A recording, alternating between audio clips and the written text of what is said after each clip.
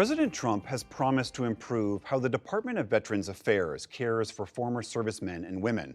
But a new report out today questions how the department is being run and whether outside influences are affecting the treatment that veterans receive. Nick Schifrin has the story. When former Veterans Affairs Secretary David Shulkin closed the stock exchange last November, he had an unusual helper. That's Shulkin in the middle, on the right, Captain America, a character in the Marvel universe. It just so happens that Shulkin's most powerful and most informal advisor was this man, Ike Perlmutter, the chairman of Marvel Entertainment, and a longtime friend of President Trump. Perlmutter became the leader of what the investigative news site ProPublica calls the VA's shadow rulers. Perlmutter, Bruce Moskowitz, a doctor, and Mark Sherman, a lawyer. None of the three have served in the U.S. military or the government, but they have outsized influence over all VA decisions, according to the story written by ProPublica reporter Isaac Arnsdorf, who joins us in the studio. Also here, Melissa Bryant, a former Army intelligence officer and the chief policy officer of the Iraq and Afghanistan Veterans of America. Thank you to you both. Thank you. Isaac, let me start with you. What is the relationship, what has been the relationship between these three men, the shadow rulers as you've called them, and the VA overall? Basically got these three guys down in Mar-a-Lago who for the past year and a half have been acting as a shadow leadership for the Department of Veterans Affairs and weighing in on all manners of policy and personnel decisions, despite having officially no role in government, never having served in the U.S. military or the U.S. government previously, and not really having any direct experience that's relevant to this. They've been kind of hovering over the officials who are actually in the government and telling them how they think things should be done. So, you know, a president, cabinets, I mean, they all have informal advisors, right? Everybody gets advice from outside of government. Why is this unusual? Why is this a big deal? It's definitely different the way that they've been assigned a particular agency under their purview. I've never really seen something like that where it's so directly assigned to outside advisors like this, demanding that officials fly down to Mar-a-Lago at taxpayer expense to meet with them and run things by them. And it very quickly became clear within the department that people who didn't get along with them were pretty quickly out of a job. And the relationship is quite interesting. Let me read an email between Bruce Moskowitz, one of these three, and David Shulkin, the former Secretary of Veterans Affairs. Bruce Moskowitz writes, "We do not need to meet in person monthly, but meet face-to-face only when necessary. We will set up phone conference calls at a convenient time." David Shulkin, the Secretary of Veterans Affairs at the time, writes, "I know how busy all of you are, and having you be there in person and so present after we met was truly a gift." What does that say about the relationship?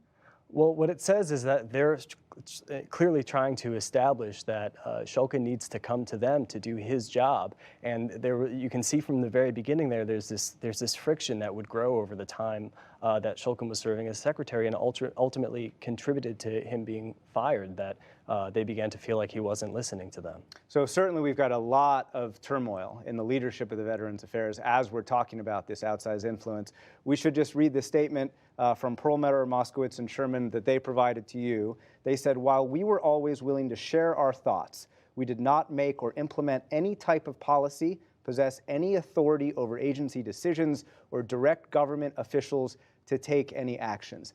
But did they influence policy, especially efforts toward privatization?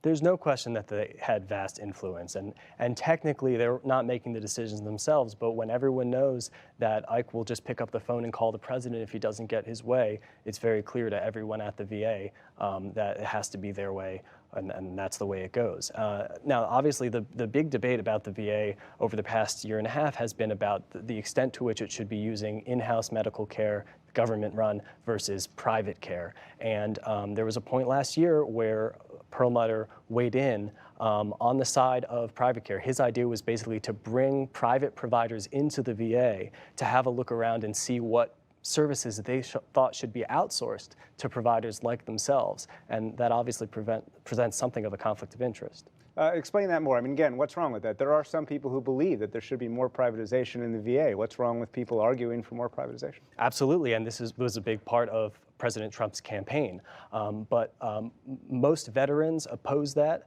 and the major veterans groups oppose that because their view is that they get better care in the VA and that it would be much more expensive and serve veterans worse to just have them out in the private sector. So Melissa Bryant, let me turn to you. I want to ask about your notion of privatization in a second, but this notion of outsized influence from the outside informal advisors and also turmoil at the top of the Veterans Affairs, does that negatively influence the care that the VA can provide veterans? It absolutely does. What we see from the veteran service organizations and my colleagues across the veteran space is that we've seen fits and starts for programs and for policies throughout the last particularly 8 months since Dr. Shulkin has faced his ethics challenges and then he was ousted. But then following that, we saw a lot of challenges to contracts such as the electronic health care records contract with Cerner, $10 billion contract that we saw start and then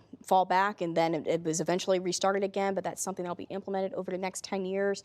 We've seen a decrement in care for suicide prevention, even though that there are major plans, and there's the joint plan of action between the Department of Defense and the VA to ensure that there's no veteran that's left behind that's slipped through the cracks of care for mental health care. And so we're concerned that we're not seeing the absolute best that the VA can do because they're so distracted with the turmoil within leadership and these outside influencers who are able to distract civil servants and others who are trying to do what's best for the VA. And why do you and your organization oppose efforts that President Trump has talked about, that these outside advisors have talked about, toward privatization? We oppose privatization in that it would, as Isaac spoke to, it would cost upwards of trillions of dollars by our best estimates, and it could possibly lead to poor health care and poor health care outcomes for veterans. We know that the VA, it's under its infrastructure, its facilities and the providers that they have, they best understand the military community. They understand healthcare and the challenges of the invisible wounds of war, such as PTSD, traumatic brain injury. They understand things like amputation and the advances that they made in prosthetics for veterans. And so these are the types of healthcare advances that the VA does best. And we would love to see infrastructure being invested in within the VA to ensure they can continue to serve the military community, and particularly for the wounds of war that we know are germane to our population. And that's what we see could be compromised with privatization. And quickly, in the time we have left, we have a new secretary this week, his first full week on the job. What are you looking for in his decision-making this week to know whether the VA can fix some of its problems going forward?